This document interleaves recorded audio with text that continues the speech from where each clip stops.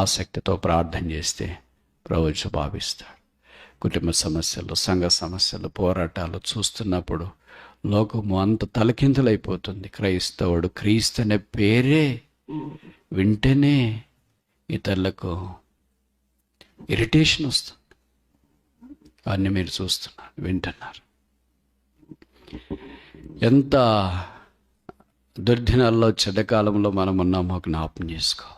ఇది ప్రతిరోజు నా పాదములకు దీపం, ఇది ప్రతిరోజు నాకు ఆహారం, ఇది ప్రతిరోజు నాకు మార్గం, ఇది నాకు ప్రతిరోజు బలం, ఇది నాకు ప్రతిరోజు దిక్చూచి, ఇది నాకు ప్రతిరోజు GPS. ఎన్ని ఓటములు ఉన్నాయి, ఎన్ని అపవిత్రతలు ఉన్నాయి, ఎన్ని బలహీనతలు ఉన్నాయి, ఎన్ని పోరాటాలు ఉన్నా విజయశాలి యేసుక్రీస్తు ప్రభు. కనుక ప్రార్థన ఆదివారము బైబిల్, సోమవారం నుండి శనివారం దాకా ఇది పక్కన సెల్ఫ్లో పుస్తకం కాదు. It's not a showcase book. మన మాట, మన ప్రవర్తన, మన జీవితము ఇతరులకు క్షేమాభివృద్ధి కలిగించేది ఉండాలి దేవుని యొక్క ఉద్దేశం. 5 విషయాల్లో కనీసం ఆసక్తి కలిగి ఉండడం ప్రాముఖ్యం. మొదటిది రెవల్యూషన్ చాప్టర్ 3 verse 19. ప్రకటన గ్రంథం 3వ అధ్యాయం 19వ వచనం. నేను ప్రేమించు వారందరినీ గద్దించి శిక్షించున్నాను, కనుక నీవు ఆసక్తి కలిగి మారుపరుచుకో. వింతగా ఉంటుంది కదా, మారు మనసు పొందిన వాళ్ళకి ఆసక్తి ఏంటని. అందుకని నీకు మనలాంటి ఆలోచనలు వస్తాయి. నీకు పరిశుద్ధాత్ముడు క్లియర్గా రాసి, మారు మనస్సు పొందిన వాళ్ళు కూడా మళ్ళీ మారు మనసు పొందాల. ఆసక్తి కలిగి మారు మనస్సు పొందము. So be jealous for the repentance. మారు మనసు కూడా ఆసక్తి అవసరం. వీళ్ళు క్రైస్తవేతరులు కాదు. ఇక్కడ మైనర్ ఆసియాలో ఉన్న 7 సంఘాల లిస్ట్ ఉంది. దాంట్లో లవోదికీయ సంఘం ఆఖరిది, ఎఫెసస్, స్మరణ, పెర్గమం, థుయతైరా. ఈ సంఘాలు కనిపిస్తున్నాయి. మీరు గమనించినారో లేదో, 7 సంఘాల్లో 2 సంఘాలకు మాత్రమే రిపెంట్ అనే పదం లేదు. మిగతా 5 సంఘాలకి మార మనసు పొందడి అని ఇచ్చినాడు. ఈ 5లో ఈ సంఘానికి మాత్రం ఆసక్తితో మార మనసు పొందడి అడ్జెక్టివ్ రాసినారు.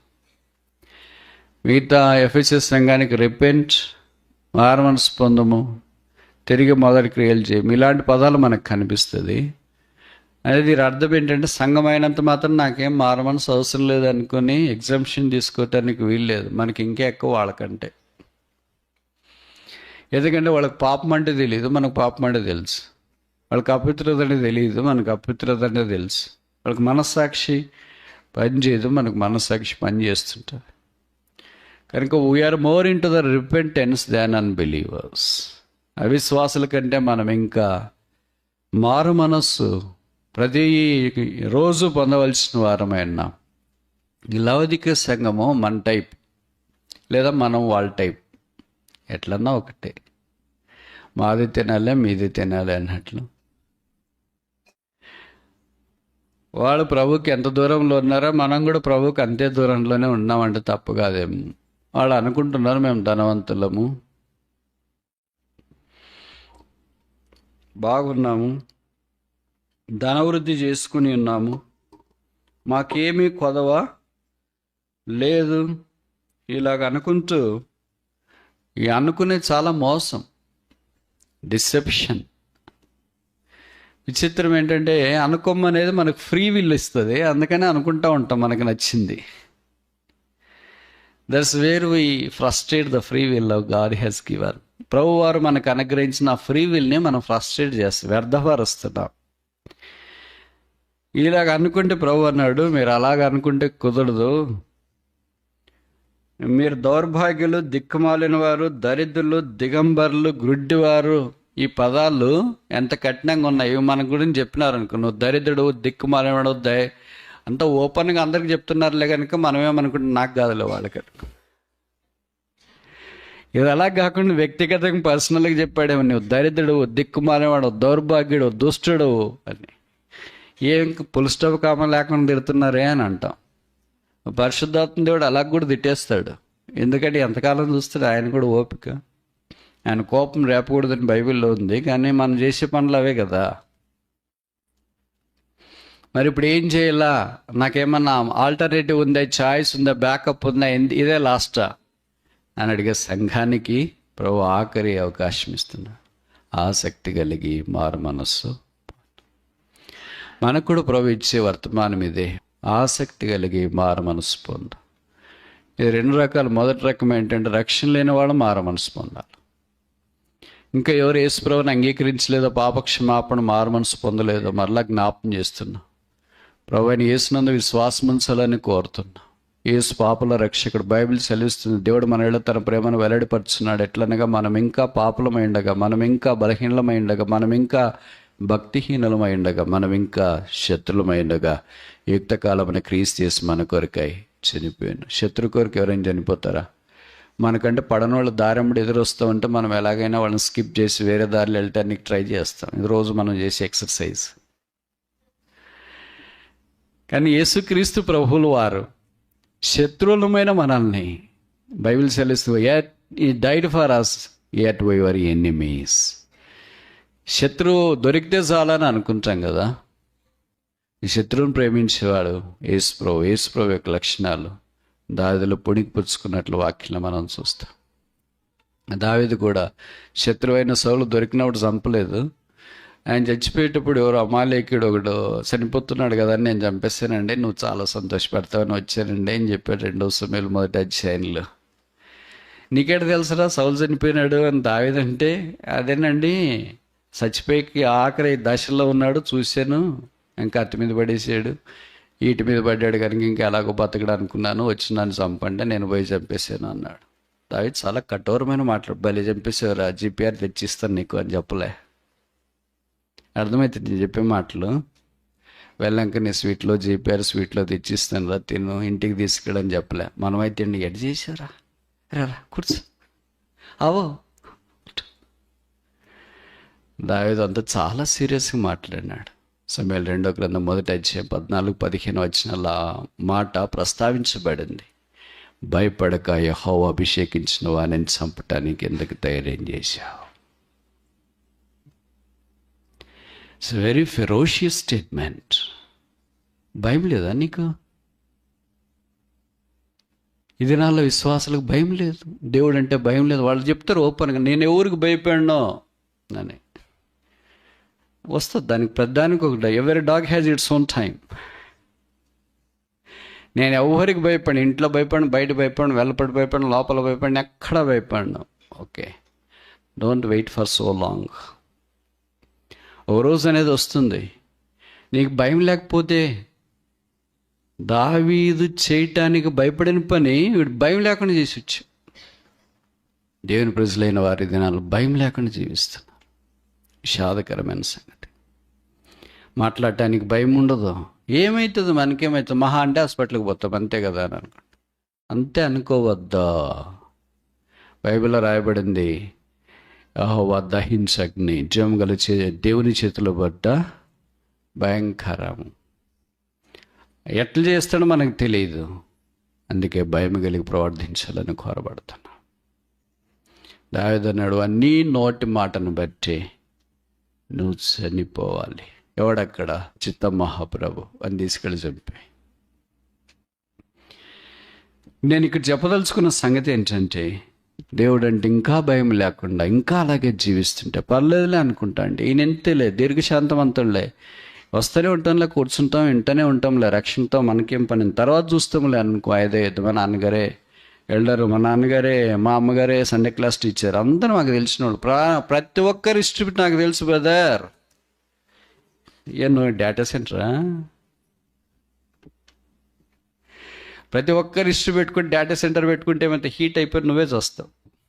అది తెలుసో తెలియదు. మీరు సిస్టమ్ వాడేటప్పుడు ఏసీ ఎందుకు పెడతారంటే సిస్టమ్ హీట్ జనరేట్ చేస్తుంది. హీట్ జనరేట్ చేసేటప్పుడు ఏసీ ఇవన్నీ లేకపోతే, చల్లగా లేకపోతే సిస్టమ్ కాలిపోతుంది. అందుకని కాలిపోకుండా ఉండటానికి చేస్తాను. నువ్వు కూడా హీట్ జనరేట్ చేసుకుంటావు, ఎందుకంటే నువ్వు ప్రాసెస్ చేసుకుంటున్నావు కదా లోపట. వాళ్ళ హిస్టరీ తెలుసు, వీళ్ళ హిస్టరీ తెలుసు, అది తెలుసు, ఇది తెలుసు అని ప్రాసెస్ అయ్యేటప్పుడు ఏమవుతుంది, ఆటోమేటిక్గా హీట్ జనరేట్ అవుతుంది. హీట్ బీపీ రూపంలో రావచ్చు, షుగర్ రూపంలో రావచ్చు, థైరాయిడ్ రూపంలో రావచ్చు, ఏ రూపంలో వస్తుందో మనకు తెలియదు. కనుక నువ్వు మారు మనస్సు పొందుము ఆసక్తితో. కనుక మొదటి ఆసక్తి ఏంటంటే మారు మనస్సు. ఈ ఆసక్తితో మారు మనస్సు పొందితే ప్రభు చెప్తున్నాడు, కింద వచ్చిన రెవల్యూషన్ చాప్టర్ 3 verse 20, ఇదిగో నేను తలుపు వద్ద నిల్చుని తడుచున్నాను, ఎవడైనా నా స్వరం విని తలుపు తీసినడలా నేను అతని యొద్దకు వచ్చి అతనితో నేనును నాతో కూడా అతడును. ఇది మారు మనస్సు పొందితేనే భోజనం. No repentance, no banquet. మారు మనసు లేకపోతే, అనగా రక్షణ కార్యం జరగకపోతే, పాపక్షమాపణ, మారు మనసు ప్రవేదుడి క్షమాపణ పొందకపోతే, ఈ బ్యాంక్వెట్ విందు, ఈ భోజన సహవాసాన్ని మనం అనుభవించలేం. నేను తలుపు యొద్ద నిల్చుండి తట్టుచున్నాను అన్నాడు. తలుపు తీస్తే భోజనం చేస్తామంటారు. భోజనం క్యారేజ్ ఎవరు తెచ్చినా, మీ భాషలో చెప్పాలంటే క్యారేజ్ ఎవరు తెచ్చినారు? చెప్పరేంటి, ఎవరు తెచ్చారు? స్విగ్గీనా? ఎవరు తెస్తారు మరి?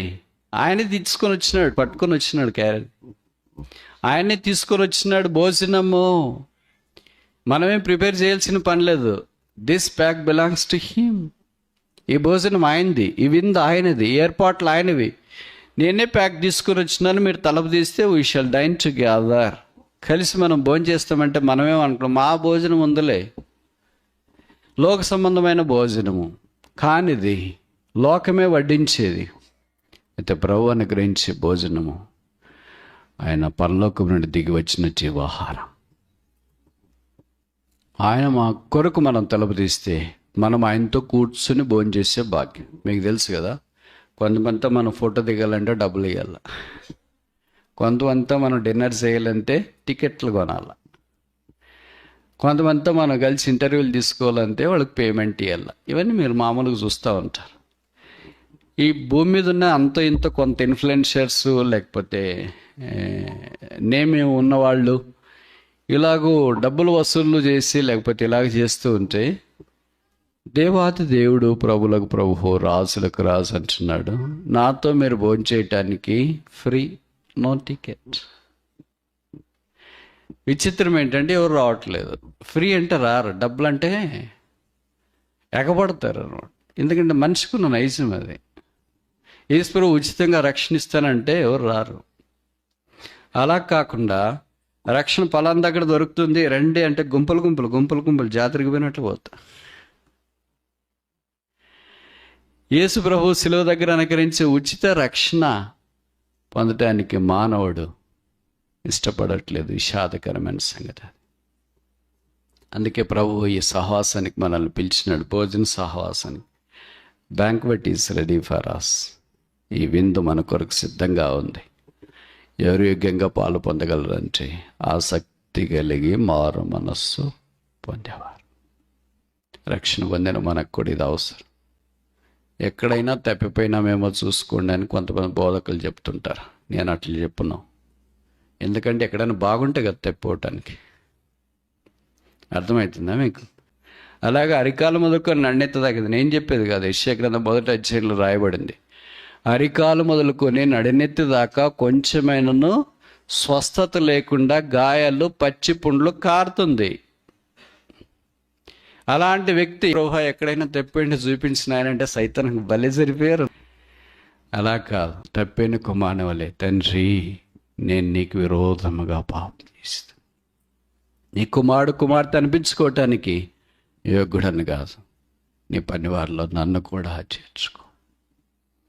బైబిల్లో మీకు తెలుసో తెలియదు, కొత్త నిబంధనలు ఏదో ఒక్కసారి తండ్రి పరిగెత్తేసి వచ్చిండేది. This is the only incident in the whole Bible where father ran for a son. లూకాసు వార్త 15వ అధ్యాయంలో ఆ మాట రాయబడుతూ వచ్చింది. వాడు ఇంకా దూరంగా ఉన్నప్పుడు తండ్రి వాణిని చూచి, ఎవరిని చూసి పరిగెత్తారు? నా ప్రశ్న అర్థం చేసుకోండి. ఎవరిని చూసి పరిగెత్తారు? పిల్లలు తల్లిదండ్రులను చూసి పరిగెత్తారు. ఒకవేళ తల్లిదండ్రులు బయట ఏదైనా ఆఫీస్ డ్యూటీకి వెళ్ళారనుకోండి, సాయంకాలం వస్తే పిల్లలు లోపల నుండి డాడీ మమ్మీ అని పరిగెత్తేది మామూలుగా మనం చూస్తాం. ఇక్కడ the story is different. Stellar change. తండ్రి వృద్ధుడు పరిగెత్తలేడని మనము తలంచడానికి అవకాశం ఉంది.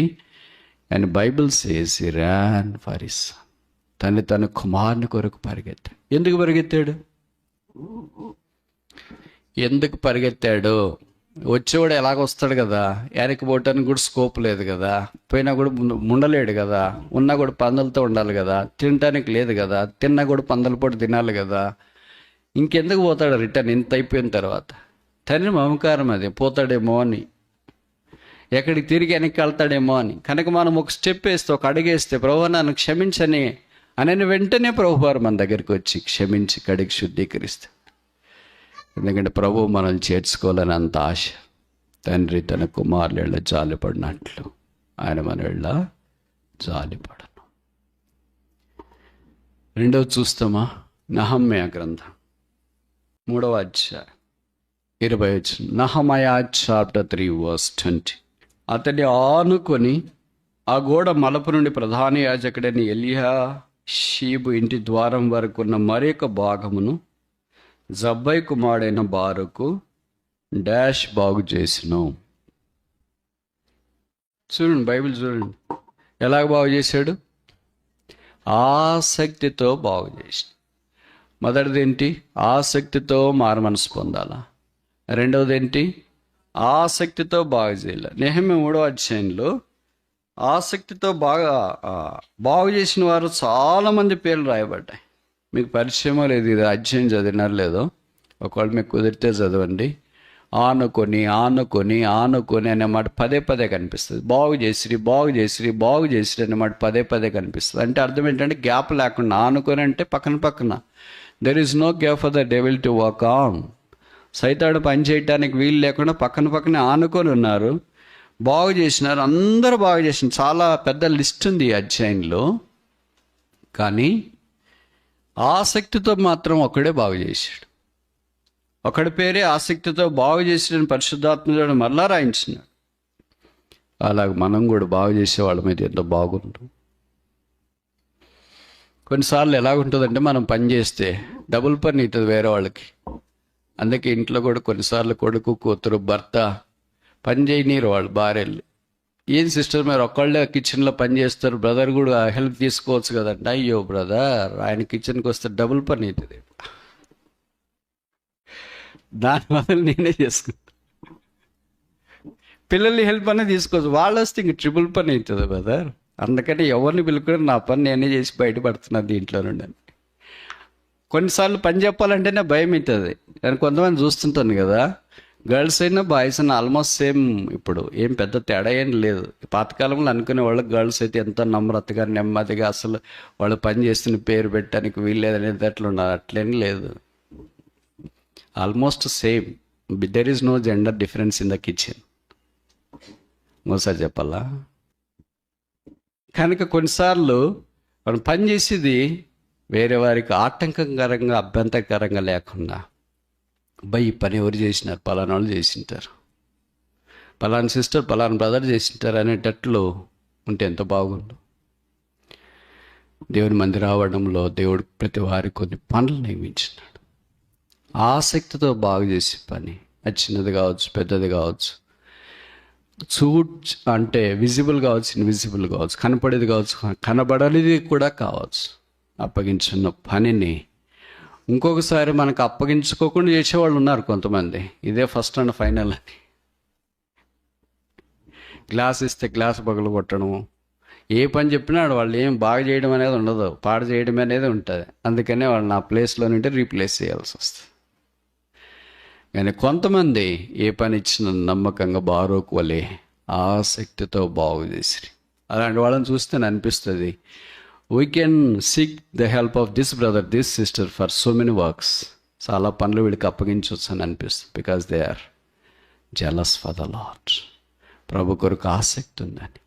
అది ఇంట్లో కావచ్చు, నువ్వు ఉన్న స్థలంలో కావచ్చు, దేవుని మందిరావరణంలో కావచ్చు, మనం ఎక్కడున్నా సరే ఈ ఆసక్తితో ప్రభు కొరకు పని చేయడం అనేది అవసరం.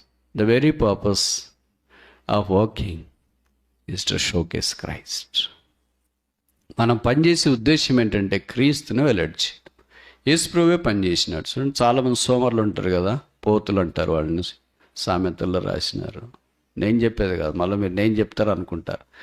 నేను అది ఉండేది కొద్దిగా బయటికి తీసుకొచ్చేటప్పటికి మీకు ఏమనిపిస్తుంది అంటే కఠినం అనిపిస్తుంది. అరే ఇట్లాంటి పదాలు కూడా రాశారా బైబిల్లోనని రాసినారు. మరి మాకు కనిపించట్లేదంటే మీకు సరిగ్గా చదవట్లేదంటే మీకు టైం లేదు కదా. నాకైతే ఏం పని లేదు కనుక ఇవే చదువుతుంటా. ఈ 4-5 రకాల పోతులు ఉంటాయి. ఒకటి సోమరిపోతు, రెండవది తిండిపోతు, మూడవది తాగుబోతు, నాలుగవది తిరిగిపోతు.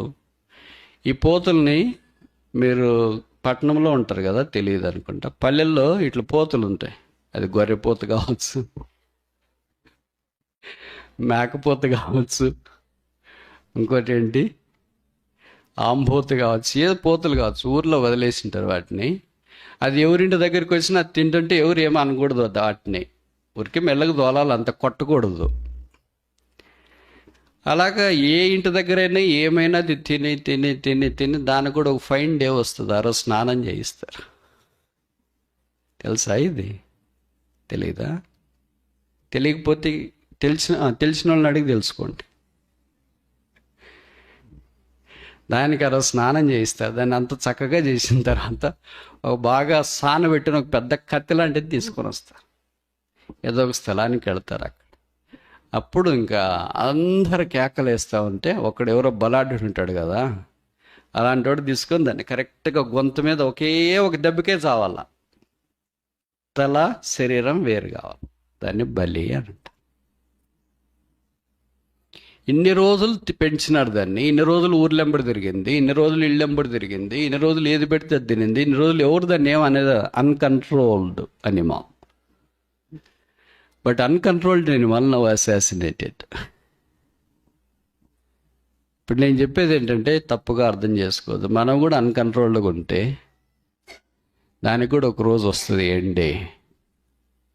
అలా కాకుండా ప్రభు కోరినట్లుగా ప్రభు పనిచేసి మనం పనిచేయాలి.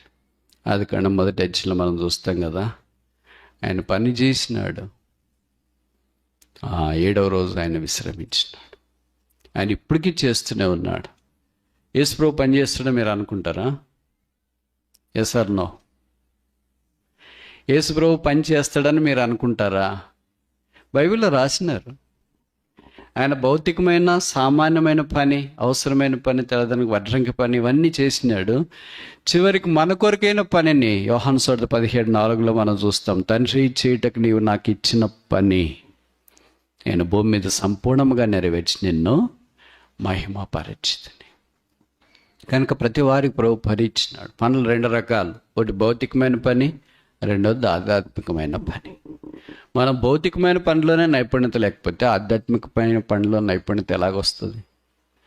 అందుకే మీకు ఈ పరిచయం అనుకుంటా సామెతలకు మాట రాయబడింది, తన పనిలో నిపుణత గలవాన్ని చూచితవా వాడు సామాన్యులు ఎదుట కాదు రాజులు ఎదుట నిలబడతాడు.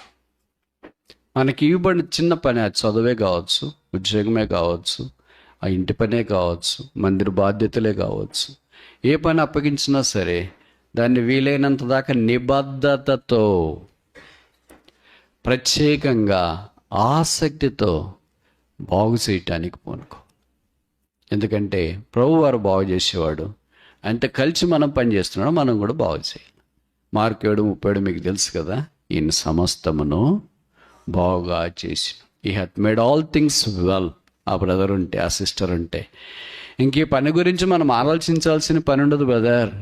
They execute it with accurate precision and accuracy. అనగలుగుతారా? ఇంత బాగుండు. విషాదకరమైన విషయం ఏంటంటే అలాగే చేయని దాన్ని బట్టి దేవుని మందిలో అనేక గ్యాప్స్ ఉన్నాయి. ఆనుకొని అనేది లేదు, కనపడట్లేదు.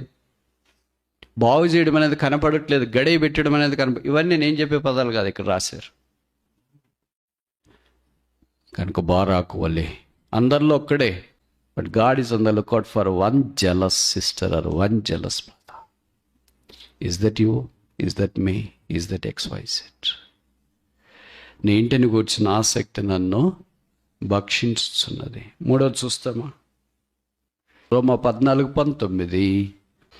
కాబట్టి సమాధానమును పరస్పర క్షేమాభివృద్ధిని కలిగజేయ వాటిని ఆసక్తితో అనుసరింతుము. ఒకటేసి కింద రాశారు, వెంటాడుదము. Pursue, that brings edification. మనతో ఉన్న వారికి క్షేమాభివృద్ధి కలిగించేదాన్ని ఆసక్తితో వెంటాడాలని కోరబడుతున్నాం. మన మాట, మన ప్రవర్తన, మన జీవితము ఇతరులకు క్షేమాభివృద్ధి కలిగించేది ఉండాలి దేవుని యొక్క ఉద్దేశం. వృద్ధి కూడా 5 రకాలు ఉంది. దాంట్లో ఒక వృద్ధి ఏంటంటే క్షేమాభివృద్ధి. మనం రక్షణ పొందిన తర్వాత ప్రభువారు సంఘ క్షేమాభివృద్ధి కొరకై మన తలాంతులు కలిగిన వారిని ఇచ్చినాడు. బోధకులు, కాపర్లు, ఉపదేశకులు, ఇవన్నీ these are not titles. Bible ఇది టైటిల్ అని చెప్పబడలేదు. These are gifts of the Holy Spirit. కానీ ఇప్పుడు మనం టైటిల్స్ పెట్టుకుంటున్నాం. ఏమని? ఎవాంజలిస్ట్, ఏమని? ప్రాఫెట్, ఏమని? అపోజిల్ అని. They are not titles please. విషాదకరమైన సంగతి ఏంటంటే టైటిల్స్కి మినిస్ట్రీకి తేడా తెలియదు, బట్ టైటిల్స్ పెట్టుకుంటాం. పరిశుద్ధాత్మ దేవుడు సంఘము క్షేమాభివృద్ధి పొందటానికి అక్కడ రాశారు క్లియర్గా. ప్రభు మనకు అనుగ్రహించిన ఆ పరిచర్య ధర్మము క్షేమాభివృద్ధి కలిగించడానికే, క్షేమం కలిగించడానికి కాదు. కొన్నిసార్లు వాక్యము ప్రకటించినప్పుడు ఇబ్బంది అవుతుంది, కష్టం అనిపిస్తుంది. మనం దాన్ని తీసుకోలేం. పాజిటివ్గా తీసుకోవాలంటే ఏమనుకుంటా, అంతా నన్ను గురించి చెప్పారు అని. అంతా నన్ను గురించి చెప్పారని నువ్వు అనుకున్నావు అంటే అర్థం ఏంటంటే పరిశుద్ధాత్మ దేవుడు నీ ఎక్కడికొలతో నీతో మాట్లాడినాడు అని. విచిత్రం ఏంటంటే అది మనం గుర్తించము. నన్ను గురించి బ్రదర్కి ఎవరో చెప్పినారు, అందుకని నా కొరకు చెప్పినాడు అని. మీ గురించి నాకు చెప్తే నేను మీ దగ్గరికి వచ్చి మీరు ఇలాంటి వాళ్ళని చెప్పి అంత చీప్గా ఆలోచిస్తున్నారా? ఒక వ్యక్తిని గురించి ఇంకొక వ్యక్తి మాకు చెప్పినవి ఇప్పటికి ఇన్ని ఉంటాయి, నా వెయిట్కి మించి ఉంటాయి.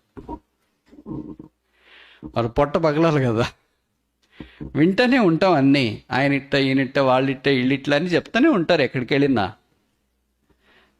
చెప్పే వాళ్ళకి ఏమనిపించదు, కానీ మాకు విని విని చెవులు కాయలు కాసిపోయి ఉంటాయి, పొట్ట నిండిపోయి ఉంటుంది. చించుకుంటే కాళ్ళ మీద పడుతుంది, అలాగే ఉంచుకుంటే పొట్ట పగులుతుంది. మరి ఏం చేస్తాం? వీలైనంత దాకా ప్రార్థన చేస్తాం. ఆ ప్రార్థనలో ప్రభు దాన్ని తేలిక చేస్తాడు. కానీ జ్ఞాపకం ఉంచుకోవాలి, దేవుని వాక్యం మనకి హెచ్చరించడానికి, బుద్ధి చెప్పడానికి, సరిచేయటానికి అన్ని రకాల. It's a manifold ministry. హెచ్చరిక అనేది ఇష్టం లేకుండా ఉండటానికి ప్రయత్నం చేయకూడదు. Exhortation is necessary, correction is necessary. బోధ, కఠినత, మాట్లాడడం. మేము తిట్టకపోతే ఎవరు తిడతాడు చెప్పండి? ఇంట్లో తిట్టట్లేదు, బయట తిట్టట్లేదు, ఆఫీస్లో తిట్టట్లేదు, మందిరంలోనైనా తిట్టాలి కదా. ఇక్కడ కూడా తిట్టొద్దండి అని అంటే ఇంకెవరు తిడతారు? తిట్టకపోతే ఏమవుతాము చెప్పమంటారా? మీరు చెప్తారా? తెలుగు భాష ప్రకారం దుర్బీజులు అని అంటారు. ఇంగ్లీష్ భాష కఠినంగా ఉంది, అయినా చెప్తా. మీకు ఎట్లా అంత అర్థం కాకపోవచ్చు, ఎందుకంటే తెలుగు రాదు కదా. ఇంగ్లీష్లో బాస్టర్డ్స్ అని రాయబడింది. ఎవరైనా అలాగే సంబోధించినాం అనుకోండి, you are not under the correction of Jesus Christ, so you're a bastard అని. ఎవరికైనా ఇష్టం ఉంటుందా అలాగా? But the Bible says clearly, it's a harsh warning. There are certain passages in the Bible, the warning comes like a lightning, very harsh, like a thunder. ఒప్పిడకు పడినట్టు అవుతుంది. ఏంటి ఉన్నట్టుండి? ప్రభు మనల్ని సరి చేయటానికి, చక్కదిద్దడానికి ఇవన్నిటినీ సిద్ధపరుస్తూ వచ్చిన. కనుక మనం ప్రార్థన చేసిన, పరిచర్య చేసిన, ప్రభు కొరకు ఏది చేయటానికి మనం పూనుకున్నా ఎలాగుండాలి మన పరిచర్య ధర్మము? ఎడిఫికేషన్. అందుకే దీన్ని యాంప్లిఫై చేస్తూ కొత్త నిబంధనలో పౌలు రాశాడు 1 కొరింథీ 10:31, మీరు ఏం చేసినా, భోజనం చేసినా, పానం చేసినా సమస్తము దేవుని మహిమ కొరకు చేయండి. అందుకే we are created for his glory. ఆయన మహిమ కొరకు మనం సృజించబడినాం. మీకు తెలుసు కదా మనం మంటి నుండి సృజించబడ్డామని. ఇదంతా బాగా పరిచయం. ఉదాహరణకు నేను చెప్తాను చూడండి. మంటిలో నుండి తీయబడ్డాము, తిరిగి మన్నైపోతాము. ఇది కూడా వాక్యంలో రాయబడింది. మట్టిలో నుండి తీయబడి మన్నైపోయే ఈ మధ్యలోనే జరిగే ఈ స్టోరీనే జీవితం అని అంటాం. దీన్నే లోకం లీలలు అని అంటుంది. కొంతమంది మాయ అని అంటారు, కొంతమంది జీవితము ఎండమావి అని అంటారు. ఇలాగ రకరకాల సంబోధనతో, టెర్మినాలజీతో, కాబులతో వారు వాడుతూ ఉంటారు. అయితే బైబిల్ మనకేం చెప్తుందంటే, నా మహిమ నిమిత్తము నేను మిమ్మను సృజించితిని. I have created you for my glory. ఇప్పుడు ఆయన క్రియేట్ చేసినాడు, మంటలో నుండి తీసినాడు, తిరిగి మన్నైపోతున్నాము. ఈ మట్టికి వెళ్ళక ముందు మధ్యలో ఒకటి ఉంది, దాన్నే మనిషి అని అంటాం. మనిషి అని ఎందుకన్నామంటే ఊపిరి ఉంటుంది కనుక. ఊపిరి లేకపోతే ఏమంటాం? పేరు వెంటనే మార్చేస్తాం. బాడీ ఎక్కడ పెట్టారు బ్రదర్? పేరు అనరు. అబ్రం గారిని ఎక్కడ పెట్టేశారండి అని అనరు. చారా గారిని ఎక్కడ పెట్టారండి అని అనరు. ఆ లాంగ్వేజ్ టోనే మారిపోతుంది, మాడ్యులేషన్ మారిపోతుంది. బాడీ ఎక్కడ పెట్టారు బ్రదర్? బరియల్ ఎప్పుడు బ్రదర్? ఆ మాడ్యులేషన్ బట్టి, టోన్ బట్టి ఏమైపోయిందంటే ఇప్పుడు ఈ మట్టి దశకు వచ్చేసింది. మరి మధ్యలో ఉన్నది ఏంటంటే ఒకటే, దేవుడు వారి నాసికారంధ్రంలోనికి జీవాత్మ ఊదగా నరుడు దేవుడు ఆత్మ ఊదినాడు. ఈ ఉన్న 60, 70, 80 ఏళ్ళలోన మనలో దేవుని ఆత్మ లేకపోతే ఏమంటాం? చెప్పరేంటి? మట్టి. ఆత్మ వెళ్ళిపోతే ఏమంటాం? మట్టి. ఆత్మ ఉంటే ఏమంటాం? మనిషి. ఇప్పుడు మనిషికి మట్టికి తేడా తెలిసింది కదా. ఏ మనిషి చెప్పరండి? ఇప్పుడు చెప్పండి మరి. ఇంత చదువుకున్నా, ఇంత డబ్బులు వస్తున్నాయి, ఇంత బంగారం ఉంది, ఇంత వజ్ర వైడూర్య మరకత మాణిక్య నీళ్ళ కెంపులు పచ్చలు ఉన్నాయి, ఎంత ఉంది, అంత ఉంది. ఎంత ఉన్నా కానీ దేవుని ఆత్మ లేకపోతే మనం మట్టి. ఆ దేవుని ఆత్మ ఉంది కనుక ఆ బ్రదర్, ఈ సిస్టర్, బోధకుడు, కాపరి, ఉపదేశకు, సండే క్లాస్ టీచర్, ఇలాంటి పదాలు మనం వాడుతున్నాం. ఈ మట్టిలో లేదా మంటి ఘటంలో మహిమైశ్వర్యం ఉంచిన ఆ మహిమైశ్వర్యము సంఘ క్షేమాభివృద్ధి కొరకు ప్రభు వాడుకోవాలని కోరాడు. అందుకే ఇప్పుడు ఏంటంటే, సంఘం క్షేమాభివృద్ధి పొందాలంటే దేవుని వాక్యంలో రాయబడింది, మనం మొట్టమొదట పిలుపుకు నమ్మకస్తులుగా ఉండాలి. ఎందుకు మనం పిలువబడ్డాం? అపోస్తల కార్యాలు 1:8 యేసు వారు ఏం చెప్పాడంటే, యు ఆర్ మై విట్నెసెస్, మీరు నాకు సాక్షులు అయి ఉంటారు. దట్స్ ప్రైమరీ రెస్పాన్సిబిలిటీ, ప్రాథమికమైన బాధ్యత. Every Born again believer is a witness unto the lord. సాక్షి అంటే ఏమని అర్థం? కన్న వాటిని, విన్న వాటిని, చూచిన వాటిని. యోహాను భక్తుడు రాసిన 1వ పత్రిక 1వ అధ్యాయం. ఇది చూసిన దాన్ని తెలియజేసేది సాక్షి అని అంట. ప్రభు ఏమన్నాడు? యు ఆర్ మై విట్నెసెస్, మీరు నాకు సాక్షులు అని. ఎక్కడ సాక్షులు? యెరూషలేము, యూదయ, సమరయ, ప్రపంచమందంతటా నాకు సాక్షి.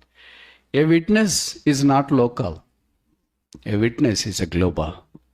ఈ పదం కష్టంగా ఉంటుంది కదా. మేము లోకల్, ఈ ప్రాంతము, ఆ స్టేటు, ఈ లేదా ఇండియన్స్, ఇది that's not like that. A biblical witness is a global, no local. ఇక్కడ గ్లోబల్ ఐకాన్స్ ఉన్నాయి, లోకల్ ఐకాన్స్ ఉన్నాయి. నో ఐకాన్సా? చెప్పరేంటి? ఒకవేళ ఈ సాక్షిలుగా మనం ఉండకపోతే ఏమైద్ది? ఉంటే ఉండొచ్చు, లేకపోతే లేదు. ఆప్షన్ కాదు. చాలాసార్లు మనము బైబిల్ని ఆప్షనల్గా తీసుకుంటాం. ఆ ఆప్షనల్ కాదు, ఇట్స్ ఆర్డినెన్స్, ఆర్డర్, శాసనం. ఇది దేవుని వాక్యానికి ఇంకో పేరు ఏంటంటే శాసనము. శాసనము అయిన తర్వాత దానికి ఎదురుండదు. మామూలుగా మనుషులు చెప్తుంటారు కదా, నేను చెప్పినానంటే ఎదురుండకూడదు, నా మాట వేదం, నా మాట ధర్మం, నా మాట డాష్ అని. మనిషిని మాట అంత అయినప్పుడు మరి దేవుని మాట? బైబిల్లో రాయబడింది, నా నోట్లో నుండి వచ్చిన మాట రద్దుపరచును, వ్యర్థపరచు చాలన్నాను. ఇది మనం చేయకపోతే, 1:8 అపోస్తల కార్యాలు చేయకపోతే, అపోస్తల కార్యాలు 8:1 వస్తుంది.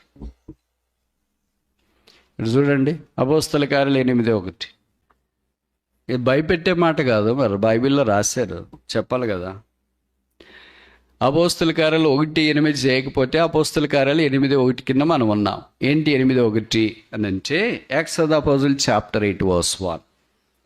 ఆ కాలమందు, ఏ కాలం? చిన్నానా పెద్దనా? ఇది తెలుగు వచ్చిన వాళ్ళు చెప్పండి, ఎవరన్నా తెలుగు మీడియం నా మాదిరి పల్లెటూరులో చదువుకున్న వాళ్ళు. పెద్దనా చిన్నానా? ఇది పెద్ద అంటే దీనికి దీర్ఘం తీసినారు. ఎక్కడ దాకా పోయింది? ఆ కాలం అంటే ఏ కాలం? 1:8 సాక్షులుగా ఉండాలని నియమించిన కాలము, ఆ కాలమందు. సాక్షులుగా ఉండకపోతే ఏమైంది మరి?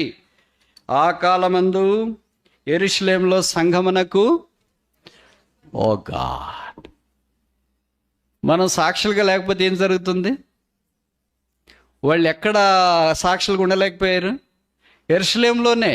ప్రభు చెప్పాడు, యెరూషలేము, యూదయ, సమరయ, భూదిగంతములంతా. అంటే ఫస్ట్లోనే ఫస్ట్ సర్కిలే ఫెయిల్ అయిపోయినారు. అంటే ఫస్ట్ యూనిట్ టెస్టులోనే ఫెయిల్ అయిపోయారు. ఫస్ట్ యూనిట్లు 4 ఉంటాయి కదా, చదువుకునే వాళ్ళకి మీకు తెలుసు కదా సెమిస్టర్లో. ఫస్ట్ యూనిట్లోనే ఫెయిల్ అయిపోతే, బీటెక్ ఉంటే 4 ఇయర్స్ ఉంటే ఫస్ట్ ఇయర్లోనే ఫెయిల్ అయిపోతే సెకండ్ ఇయర్లో అవకాశం ఇస్తారు. మరలా ఫస్ట్ ఇయర్ ఫెయిల్ అయిపోతే 2-3 సార్లు ఫెయిల్ అయిపోతే దానికి ఒక పెద్ద పేరు పెడతారు, డిటైన్ అని. మళ్ళీ ఫస్ట్ ఇయర్ చదివే అవకాశం ఇస్తారు. ఇంకా అక్కడే ఉండాలా. అది క్లియర్ చేస్తేనే ముందుకు వెళ్తారు. ఎంబీఎస్లో కూడా అంతే.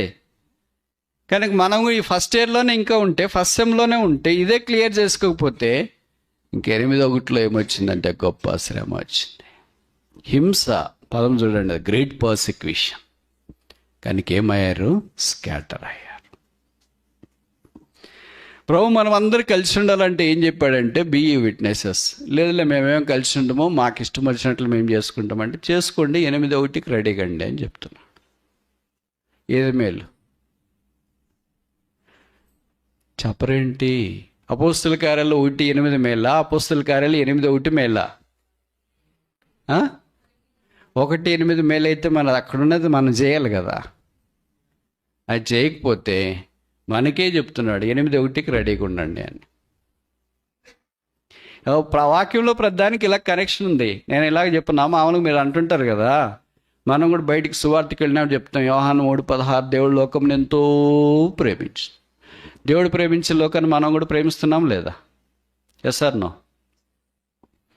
దేవుడు ప్రేమించిన లోకాన్ని మనం ప్రేమిస్తున్నామా లేదా? లేదా అంటే దేవుని ఆత్మ లేని వారమే కదా.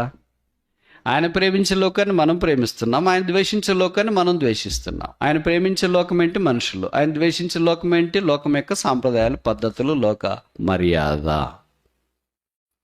ఆయన లోకం ద్వేషించింది ఎందుకంటే లోకములో ఆయన లేడు. ఇప్పుడు ఆయన లోకాన్ని ప్రేమించినాడు అంటే మనుషులను ప్రేమించినాడు. దేవుడు లోకాన్ని ప్రేమించి ఏం చేసినాడు? తన కుమారుని పంపించినాడు. మనం లోకాన్ని ప్రేమిస్తే ఏం చేయాలా? ఇప్పుడు చెప్పండి, తెలుగు అర్థమైద్దా మీకు? దేవుడు లోకాన్ని ప్రేమించి కుమారుని పంపిస్తే మనం లోకాన్ని ప్రేమిస్తే ఏం చేయాలా? కుమారులు కుమార్తెలను పంపించాలా. స్కూలుకి కాదు, ఉద్యోగానికి కాదు, ఎక్కడికి పంపించాలా? యేసుక్రీస్తు ప్రభువారు దేని కొరకు పంపించబడ్డాడో దానికి. నీవు నన్ను పంపితివి, దహ సెంట్ మీ. ఎందుకు పంపించినావు? ఎందుకు నేను ఈ భూమి మీదకి వచ్చినాను? నశించిన దానిని వెతికి రక్షించడానికి. కనుక కుమారులు కుమార్తెలు ఎక్కడికి వెళ్ళాలా? దీన్నే పరిచర్య అని మనం అంటాం. ఆ క్షేమాభివృద్ధి కొరకు పంపించబడాలి. ఒకవేళ పంపించుకోకుండా నా కొడుకులు కూతుళ్ళు అందరూ డాక్టర్లు, యాక్టర్లు, తర్వాత అందరు ఇక్కడే ఉంటారు, ఎక్కడ పోనంటే లాస్ట్ వర్స్కి రెడీ కావాలి. 3వ అధ్యాయం ఆఖరి వచనం చూడండి. కుమారుని యందు విశ్వాసముంచువాడే నిత్య జీవము కలవాడు, కుమారునికి విధేయత కానివాడు జీవం చూడడు కానీ దేవుని.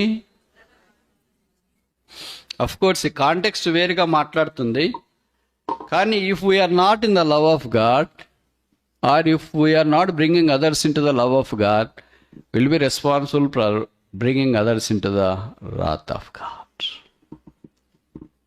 ఈ స్టేట్మెంట్ అన్న అర్థమైందా? దేవుని ప్రేమలోనికి మనము ఇతరులను తీసుకురాలేకపోతే మనం వారిని దేవుని ఉగ్రత కింద వదిలేసిన వారం అవుతాం.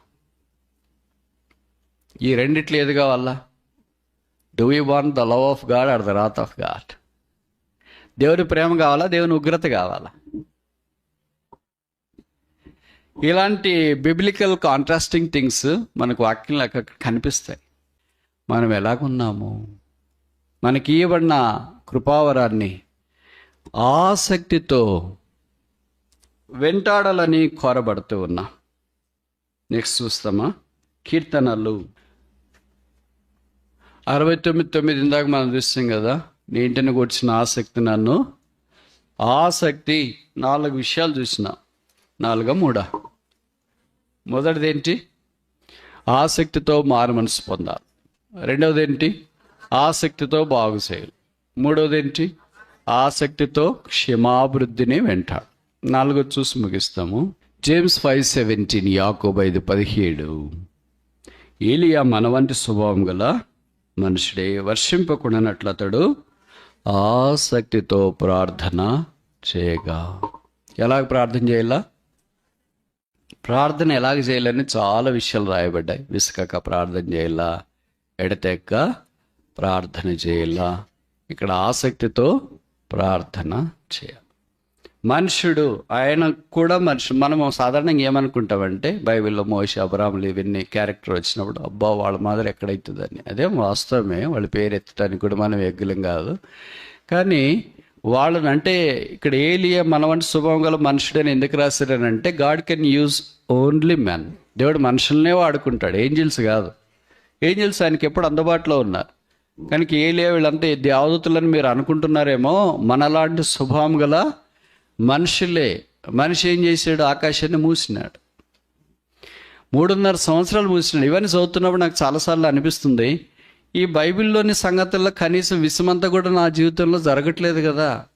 వాళ్ళు ఆకాశాన్ని మూసిన నోరు కూడా మూసుకోవట్లేదు కదా. మామూలుగా తెలుగులో ఒక సామెత ఉంది కదా, నోరు మంచిదైతే ఊరు మంచిదవుతుంది అని. మరి ఎందుకు కాలేదు ఇల్లు మంచిది? ఎందుకు కాలేదు చెప్పండి. నోరు ఉన్నాడు లేదు కదా. ఇక్కడ ఇంటికి రా చూస్తాను నీ సంగతి. నోరు లేదు కనుక మంచిగా ఉంటుంది, నోరు ఉంటే కష్టమవుతుంది. అందుకే కొంతమంది అంటుంటారు, అయ్యో నోరు లేకపోతే ఎట్ట బతుకుతాం బ్రదర్ హైదరాబాద్లో. అంత ఇంత బతుకుతున్నామంటే నోరుతోనే బతుకుతున్నాం. అంటే పౌలు యొక్క వాక్యానికి లేదా ప్రభు యొక్క వాక్యానికి భిన్నం. ప్రభు వాక్యం ఏం చెప్తుంది?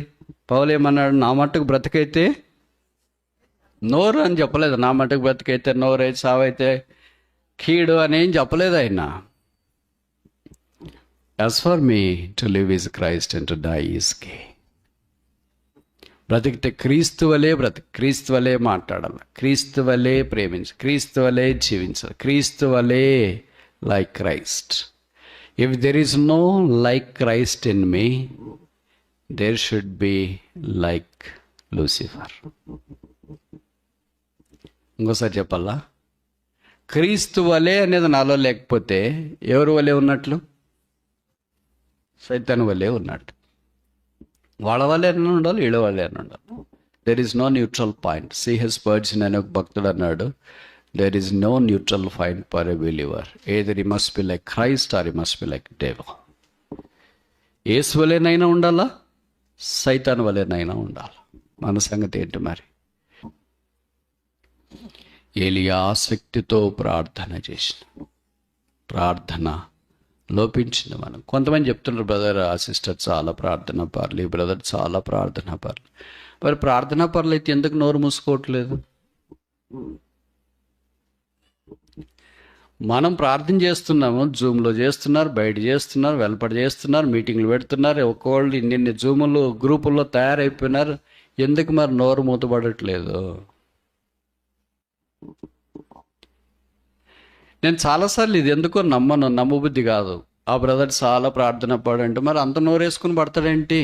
మందిరంలో ఫస్ట్ నోరు ఆయనదే ఉంటుందేంటి? How can you be a prayer warrior when somebody says that sister is prayer warrior? మరి అంత నోరు వేసుకుని పడుతుంది ఏంటి? How can she be a prayer warrior? Prayer warrior cannot have voice to raise. She has only voice to raise to move the throne of grace. కాదంటారా? ఆ స్త్రీకి, ఆ పురుషునికి ప్రార్థన వీరులు అని అంటే కృపా సింహాసనాన్ని కలిగించే స్వరం ఉంటుంది, వేరే వాళ్ళని కదిలించే స్వరం కాదు. ఈయన ప్రార్థన చేస్తే ఆకాశం అయిపడింది, నాకు చాలాసార్లు అనిపిస్తుంది, ప్రభువా మేము చిన్న చిన్న దాని కొరకే ప్రార్థన చేస్తాం. రెడీ అయిపోయి ఇప్పుడు సిటీ బస్ ఎక్కాల, బస్సు వస్తే బాగుండు అనుకుంటాం. అక్కడికి బస్ స్టాప్ దగ్గరికి వెళ్ళి ఏంటి బస్ 23C పోయిందండి, ఇప్పుడే పోయింది. మళ్ళీ ఎప్పుడు వస్తుంది, ఎప్పుడో గంటకు వస్తుంటుంది అదే బస్, అట్లాంటి బస్సు. మిగతా మాత్రం మస్తుగా వస్తుంటాయి. మనము పోని డెస్టినేషన్ బస్సులో నిమిషంకి వస్తాయి. మనం పోవాల్సింది అప్పుడే పోయింటాం. బైబిల్ చదువుకున్నాం, క్యాలెండర్ వాక్యం చదువుకున్నాం, దైవమర్మాలు చదువుకున్నాం, ఇంట్లో ప్రార్థన చేసుకున్నాం, బయటికి పోయేటప్పుడు ప్రార్థన చేసుకున్నాం, అప్పుడే పోయింది. ఇది ఒకరోజు చరిత్ర కాదు, మీకు కాదులే, నాకు. ఇది రోజు జరిగే చరిత్ర. మరి so many failures, gamut of failures, package of failures. But in spite of all this failures we praise God, we have a conqueror called Jesus Christ.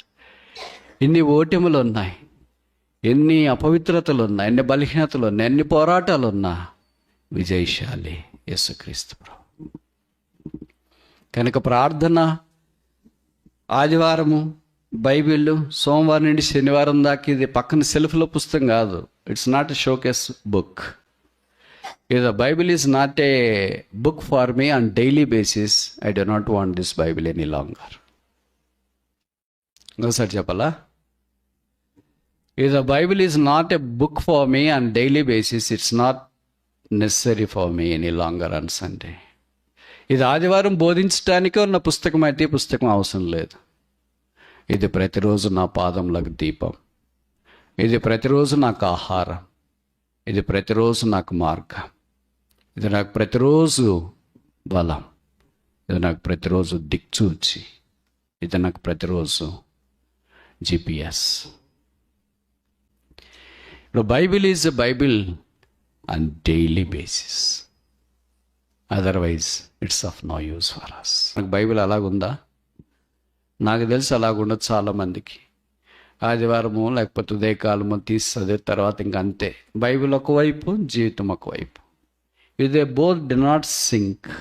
రెండు కలవకపోతే, రెండు మ్యాచ్ కాకపోతే యేసుప్రభు రూపం ఎలాగొస్తుంది మనలో? ఈ మధ్యలో ఒక బైబిల్ పండితులు రాసిన ఒక స్టేట్మెంట్ నేను చదివాను. When we stand before the lord is not going to ask us how many sermons you have preached, how many people you have converted, how many people you have edified. But he wrote that it's very challenging question. One fundamental question he will ask: how much of my image is carved in you? నా రూపం నీలో ఎంతవరకు రూపుదిద్దుకుంది? ఇంక outlines కూడా లేదు. ఇంకెప్పుడు రూపుదిద్దుకునేది? Finishing టచెస్కి రావాల. ఆయన వల్లే ముఖం, ఆయన వల్లే నోరు, ఆయన వల్లే చేతులు, ఆయన వల్లే కాళ్ళు. అంటే అర్థం ఏంటి? ఆయన చేసినట్లు చేసేది చేతులు, ఆయన నడిచినట్లు నడిచేది కాళ్ళు, ఆయన పలికినట్లు పలికేది నోరు, ఆయన విన్నట్టు వినేది, ఆయన చూసినట్టు చూసేది కాళ్ళు. If that image of Christ is not painted in me, the very work of the Holy Spirit is not initiated in me. పరిశుద్ధాత్మ దేవుని యొక్క కార్యం ఇంకా నాలో జరిగించు. ఏలియా ప్రార్థన చేసినాడు. ఏలి అంటే అర్థం మనకు తెలుసు కదా, యాజ్ అబౌవ్, పైన ఉన్నవాడే. అసలు ఆయన ఇంట్రో ఇస్తాడు, సూపర్గా ఇస్తాడు. 1 రోజులు 17వ అధ్యాయంలో రాజు దగ్గరికి వస్తే ఇంట్రో ఇచ్చిన. మామూలుగా మనం ఇంట్రో ఇవ్వాలంటే బయటికి వెళ్ళి ఏం చెప్తాం? నా పేరు పలానా, నేను పలానా చేస్తున్నాను, these are my strengths, these are my weaknesses అని మనం చెప్తా ఉంటాం కదా. ఆయన ఎలాగ ఇంట్రో ఇస్తున్నాడంటే, నేను ఎవరిని వాడను, ఎవరిని సన్నిధిలో నిలిచి ఉన్నాను. I stand before the presence of God. That's a fabulous intro. నేను దేవుని యొక్క సన్నిధిలో నిలబడ్డాను. అలాగ ఇంట్రో ఇచ్చినాడు. అగ్నిని కురిపించినాడు, ఆకాశాన్ని మూసినాడు, ఆకాశాన్ని తెరిచినాడు. బైబిల్ చరిత్రలో మొట్టమొదటి చనిపోయిన వాడిని తిరిగి లేపింది ఆయనే. ఎలా అంటాడు? భయపడే పరిస్థితి వచ్చింది, వస్తే మరి ఏం చేస్తాం? ఒక మేడం లేచింది, నేను చంపేస్తాను, నువ్వు ఉంటే నేను ఉండను అని చెప్పినట్లుగా ప్రతిజ్ఞ పూనింది. ఈయన బైబిల్ చేత పెట్టుకున్నాడు, అంటే వాక్యం మనసులో పెట్టుకున్నాడు, పారిపోయాడు, బదిలీ వృక్షం కింద కూర్చున్నాడు. 19వ అధ్యాయం 4వ వచనం అనుకుంటా ప్రార్థన చేసిన. చూడండి ఏం ప్రార్థన చేసిన. 1 King chapter 19 verse 4. తాను ఒక దిన ప్రయాణం అరణ్యములోనికి పోయి ఒక బదిరి వృక్షం కింద కూర్చుండి మరణాపేక్ష గలవాడై, యెహోవా, నా పితరుల కంటే నేను ఎక్కువ వాడను కాను, ఇంత మట్టుకు చాలును, నా ప్రాణము తీసుకున్నామని. తెలుగులో ఇంత స్పష్టంగా ఉంది, ఇంగ్లీష్లో ఇంత స్పష్టంగా లేదు. నా పితరుల కంటే నేను ఎక్కువ వాడను. ఆయన ప్రార్థనలు ఎంత తగ్గింపు ఉంచాడు. మన ప్రార్థనలు ఏముంటే వాళ్ళకంటే నేనే మేలు అనుకుంటాం, పరిశీలన చేసినట్లు ప్రార్థనలు చేస్తుంటాం. ఆయన నా పితరుల కంటే నేనేమి ఎక్కువైన వాడను కాను. ఆయన పితరులకి ఆయనేం సమానుడనే మనకు అనిపిస్తుంది. ఎందుకంటే ఉదాహరణకు అబ్రహాం, ఇస్సాకు, యాకోబు, మోషే ఇలాంటి అందరం తీసుకున్నాయి. ఈయన కూడా ఏం తక్కువైనడేం కాదు కదా. ప్రభు కొరకు బలమైన కార్యాలు చేసినాడు. వాళ్ళు చేయనివి వాళ్ళకి సాధ్యంగానే కొన్ని ఈయన చేసినాడు కదా. ఆకాశం నుండి అగ్ని కురిపించినాడు, ఆకాశాన్ని మూసివేసినాడు, చనిపోయిన వారిని బాగు చేసినాడు. ఇవన్నీ ఇన్ని గొప్ప కార్యాలు చేసి మా పితరులు చేయని కార్యాలన్నీ నేను చేసిన, వాళ్ళకంటే నేను గొప్పవాడిని అని చెప్పుకోవట్లేదు. సో ప్రార్థనలో బేసిక్ కాన్సెప్ట్ ఏంటంటే, when we come to the prayer, humility is what required for the prayer. ప్రార్థనకు తగ్గింపు చాలా ప్రాముఖ్యం. ఇప్పుడు ప్రార్థన చేసినాడు, ఇంత మట్టుకు చాలు. Enough is enough. మన భాషలో చెప్పాలంటే ఐ హ్యాడ్ ఇనఫ్, నాకు ఇంక సరిపోయింది. మరి ఇప్పుడు ఏం చేయాలా? నా ప్రాణము తీసుకున్నామని ప్రార్థన చేసి. ఇలాంటి ప్రార్థన చేస్తాడు ఇలాంటి వాడని మీరు అనుకుంటారా? 2 అధ్యాయాలు తిరిగేటప్పటికే మొదటి అధ్యాయం 17వ అధ్యాయం మొదటి వచనంలో ఏమన్నాడు? నేను యెహోవా సన్నిధిలో నిలబడినాను. 19వ అధ్యాయం 4వ వచనంకి వచ్చేటప్పటికి ఇంక బతకూడదని అనుకున్నాడు. నా ప్రాణం తీసుకో అని ప్రార్థన చేసిన. నువ్వు ప్రాణం తీసుకోమని ప్రార్థన చేస్తావా? అసలు నీకు మరణమే రాదు అని మనకు తెలుసు కదా. వాక్యం మనం చూస్తున్నాం రాదు 2వ గ్రంథంలో. అలాగే ఆయన కొనిపోబడ్డాడు. ఈ వాజ్ టేకన్ అప్. ఎలీషా చూసి, నా తండ్రి, నా తండ్రి, ఇశ్రాయేలు గుర్రములను రథములను నీవు కాదా? భగత్ సింగ్ గారి పార్థివ దేహాన్ని కూడా నారాయణ గోడలో సమాధిలోనికి వెళ్ళేటప్పుడు పెట్టేటప్పుడు గొప్ప దైవ సేవకులు అలా కేకలేసిన, నా తండ్రి, నా తండ్రి, ఇశ్రాయేలుకి రౌతులను గుర్రములను మీరు కారా. అంటే బలం, స్ట్రెంగ్త్. ఇశ్రాయేలు యుద్ధానికి వెళితే గుర్రాలు రథాలు లేకపోతే వెళ్ళలేరు. అలాగే ఏలియా అలాంటి వాడని ఎలీషా కేకలేశాడు. ఈ వాజ్ టేకన్ అప్. ఆయన మరణ మృత్యుడు కూడా కొనిపోయాడు. నువ్వు సవాలని ప్రార్థన చేస్తున్నావా? నీకు సావే లేదు, నీ సమాధే ఉండకూడదు. నేను చెప్తే మీరు అనుకుంటారేమో, మరి ఎక్కడ పోయాడు బ్రదర్ అని. ఎక్కడ పోయాడు? ఉన్నాడు దేవుడితోనే. మత్తయి సువార్త 17వ అధ్యాయంలో రూపాంతర కొండ మీద ఆయన కూడా కనిపిస్తున్నాడు. ఏలియా, మోషేలు యేసు ప్రభుతో కూడా ఉండి పేతురు, యాకోబు, యోహాన్లకి కనిపించినట్లు వాక్యంలో మనం చూస్తాం. ఇంకా కొంతమంది బైబిల్ పండితులు ఏమంటారు, ప్రకటన గ్రంథంలో 2 వచ్చి వాక్యం చెప్తారు కదా. దాంట్లో ఒక ఆయన మరణం చుడుకుండా వెళ్ళిన ఏలియా కూడా ఉండొచ్చు. ఆయన వచ్చి వాక్యం చెప్పినప్పుడు వాక్య ప్రకారం ప్రతి నరుడు మరణం పొందాలి కదా, ఆయన కూడా వాళ్ళు చంపేస్తారని. సరే, అది దట్స్ ఆల్ ప్రాఫెసీ, అది ప్రవచనం. ఇప్పుడు ఆయన కోరిన ప్రార్థన దేవుడు అంగీకరించలేదు. దేవుడు అలాగ అంగీకరిస్తే మనం చేసిన ప్రార్థనలన్నీ, నేను ఇక్కడ ఉండను, నాకు తెలిసి మీలో కూడా చాలామంది ఇక్కడ ఉండరు. ఎందుకంటే ఈ ప్రార్థన నేను కూడా చేస్తాను తప్పప్పుడు. వారి పని అయిపోయిన తర్వాత వారు ఆయన దగ్గరికి వెళ్తున్నారు. ఎటర్నల్ ప్లీస్, నిత్య సమాధానంలో మనం ప్రవేశించిన ఆయన కనుక ప్రార్థన ఏలియాది. ప్రభు ఏది ఆలకించాలో అది ఆలకించినాడు, ఏది ఆలకించలేదో అది ఆయన ఆలకించలేదు. అందుకే ఆయనకు ఒక పేరుంది. 65వ కీర్తన 2వ వచనం, ప్రార్థన ఆలకించువాడా సర్వశీలు నీ ఎందుకు వస్తారు. భగత్ సింగ్ గారు ప్రార్థన చేసేటప్పుడు సాధారణంగా ఈ పదాలు ఎక్కువ వాడేవాడు. Prayer hearing and prayer answering God. ఇది ఎవరు వాడేది నేను మనం అంటే మన ఫెలోషిప్లో తప్ప మీకు బయట సాధారణంగా ఇట్లాంటి పదాలు వాడరు. ప్రార్థన ఎలాగ ఆలకించి ప్రార్థన ఎలాగ జవాబిస్తాడో భక్తులు మనకంటే ముందుగా రుచి ఇచ్చినారు, మనకు తర్బీదు ఇచ్చినారు, నేర్పించినారు. ఇంకా ఆసక్తితో ప్రార్థన చేస్తే ప్రభు జవాబిస్తాడు. కుటుంబ సమస్యలు, సంఘ సమస్యలు, పోరాటాలు చూస్తున్నప్పుడు లోకము అంత తలకిందులైపోతుంది. క్రైస్తవుడు క్రీస్తు అనే పేరే వింటేనే ఇతరులకు ఇరిటేషన్ వస్తుంది. అవన్నీ మీరు చూస్తున్నారు, వింటున్నారు. ఎంత దుర్దినాల్లో, చెడ్డకాలంలో మనం ఉన్నామో జ్ఞాపం చేసుకోవాలి. నీ ఇంటికి వచ్చిన ఆసక్తి నన్ను భక్షించు. ఇప్పుడు ప్రభువుకు ఆసక్తి కలిగిన ప్రార్థన పర్లక మన జవాబేంటి? ఇంతదాకా మనం అలా జీవించలేకపోయాం. ప్రభువా, నేను కూడా ఆసక్తితో మారుమనసు పొందాలని కోరుతున్నాను. నేను కూడా ఆసక్తితో బాగు చేయాలని కోరుతున్నాను. నేను కూడా ఆసక్తితో క్షేమాభివృద్ధి కలిగించాలని కోరుతున్నాను.